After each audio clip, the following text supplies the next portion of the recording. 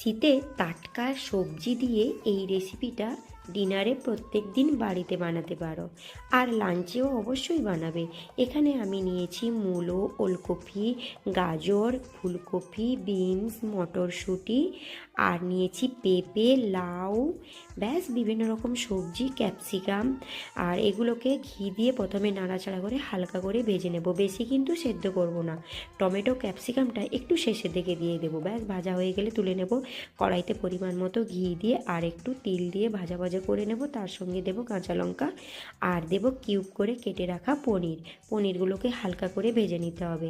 তারপরে ভেজে রাখা সবজিগুলো অ্যাড করব, ওপর থেকে গোলমরিচের গুঁড়ো, ভাজা জিরে গুঁড়ো আর দিয়ে দেব ভাজা চিনেবাদাম। ব্যাস গরম গরম রাতের ডিনারে কিংবা লাঞ্চে এই রেসিপিটা প্রত্যেক দিন বাড়িতে বানিয়ে খেতে পারো, আর উপর থেকে ঘি ছড়িয়ে দিতে পারো। টাটা।